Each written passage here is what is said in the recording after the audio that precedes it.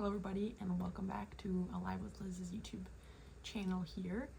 I'm Lizzy, the one behind Alive with Liz, and we're all about journeying with you to encounter love, which is Jesus' love, and live fully alive. And I'm so grateful you're here, and if you're new, what does this all mean, right? Well, I'm, the reason why I'm starting this, right, of noticing it's really hard to encounter God's love and really live in it, and how love, God is love, and love originates with God, and that's primary source and foundation of our lives is God's love. But then journey with others, because for me, just this life can be so challenging. It's been very challenging for me with so much suffering right now, going through acne struggles, living at my parents' house. And it can be really hard to have hope in this season and seeing what God is doing. So journey with others, and to live fully alive, and degrees, especially holistic living, this way of living that's how God intends, eating whole foods, moving the body, and which is really against what the world says. And so I'm on an app called Upspace. I recommend that you download it. It's amazing. And I have a lot of content on there. It's content from hundreds of creators. They help support them as well. You do pay a little bit for the app. I think it's around $36.99 for a year, because a lot of times a creator, it's $40 to buy the cookbooks. It's kind of a way to get people's recipes, but also workouts. It's really just help you live fully alive. As well as I am creating a community to inspire hope, an online community. Right now it's just for women, but I'm hoping to widen it to men, but I'll be releasing really soon, so follow us on Instagram to get the updates there. As well as I'm going to be starting to do some accompaniment with other people, with other ladies, to really journey with you, and to kind of create certain resources for you to help you to encounter God's love and live fully alive. So a little more of a mentor accompaniment, and to kind of help you if you need help with accountability or different areas, to know that there's someone with you on that journey and you're not alone. It's something that I really wanted in high school, and in college, honestly, but I had a little more support in college. But I remember in high school specifically being wow, I really want a mentor.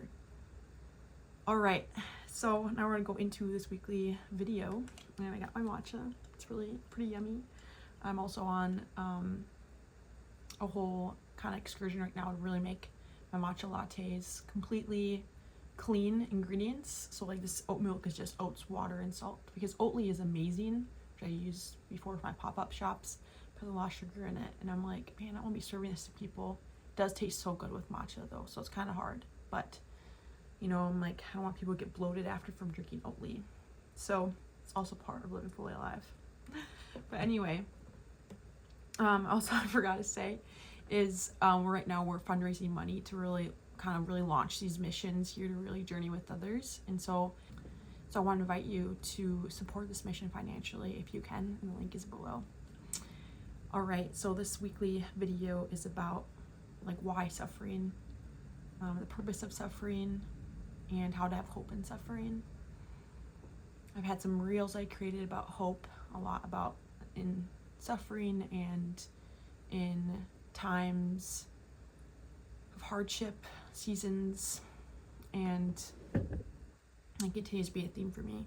So I've just been in a season of a lot of suffering and hardship, and so a lot of things changing for me, working at my marketing corporate job to now going entrepreneurial on my own, living at my parents' house, and just a lot of changes, and as well as developing these entrepreneurial business ideas, but obviously not making a lot of money yet, so it's really hard financially, and as well as just bringing up a lot of stuff for me being at home, being at my parents' house. And so the season of wow, how to have hope in it. And then a loved one of mine passed away recently, and I think that specifically made me really realize how short life is. And last fall I was at a talk, and so the priest, I'm Catholic, so the priest or pastor as well, he was saying that he was at the bedside of a friend who was dying, and she was literally dying, and she told him, she's like, Father John, it's better than we thought. And I was like tearing up. And heaven is better than we think. It's better than we think. And that's, kind of the reason for suffering is, our suffering is so temporary compared to the eternal glory of eternity. It's better than we think. And I think it's just so hopeful that we're not made for this earth. That's why there is suffering. We're not made for this earth. And in one of my college theology classes, my professor was saying how suffering shows us that we're not made for this earth. It reminds us that we're not created for this earth, but for eternal love, glory, and heaven. And so Alive with Liz was a platform to remind you that we're not made for this earth, that we're living for eternity. And our lives are so short. That's why one of the reasons why I also quit my job is because our lives are so short. I was really reminded that in my loved one that passed away, of our lives are so short. But it can be, knowing this can still make the suffering, can still not quite alleviate, right, the suffering. But I think it's really helpful to keep reminding yourselves of why we're on earth. And I think another thing that goes into this is the book The Giver, or there's like a movie. I actually watched a play this past week, and it's a dystopia, which means, it's kind of like this world that everything's the same, this kind of like separate world, and everyone dressed the same. They like monitor the jobs. There was no suffering, but there also was no love. And the main character, Jonas, he was the one that was appointed to receive all the memories from like the world. So all the memories of suffering, of love, of sunshine, beauty, pain. And through that process, he was like, we need to have love. And his whole journey was to go outside of this dystopia to bring back all these memories, knowing that I'd bring back war and suffering and terrible things. Just really also was like, wow, like life without love. Wow. And it's kind of like freedom that we experience on earth too, of the freedom like we can love with our whole being, and we can receive Jesus's love in a great way because of our pain and suffering.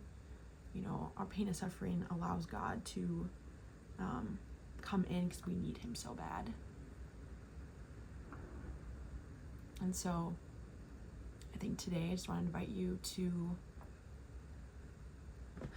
kind of slow down and to bring your suffering to Jesus. And I was kind of curious photo in the beginning, but he looks at you with so much love and compassion.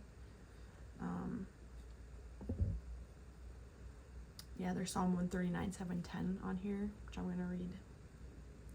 Where can I go from your spirit? Where can I flee from your presence? If I go up to the heavens, you are there. If I make my bed in the depths, you are there. If I rise on the wings of the dawn, if I settle on the far side of the sea, even there your hand will guide me, your right hand will hold me fast. I think for me, when my suffering, I'm like, God doesn't seem close, he doesn't seem present. And it kind of just discouragement. But to really remind ourselves of who God is, how the goodness of God, and how he's even closer to us, even if it doesn't feel like it, and how the devil gets his hands in, tries to discourage us, to make us feel like we're broken and there's no hope. That's the devil, that's not God. Discouragement is not of God. Hope and love is of God. And so, to really bring your suffering to Jesus and really allow him to love you in this space. It can be something I've been really trying to do lately. It can be really hard to have hope in it. But know that you're not alone, and let's live for eternity. And I'm grateful for you watching this, and hopefully this inspires you to have hope in your suffering and crosses. And as well as, I keep running to this artist called Samantha Alberts, I think, or something like her last name. but she's all songs about suffering, and they're really, really beautiful.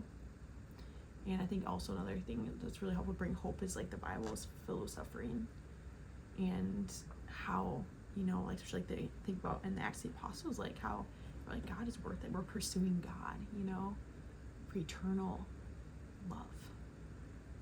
To remind ourselves of what life is for, and that Jesus brings us eternal love now as well today.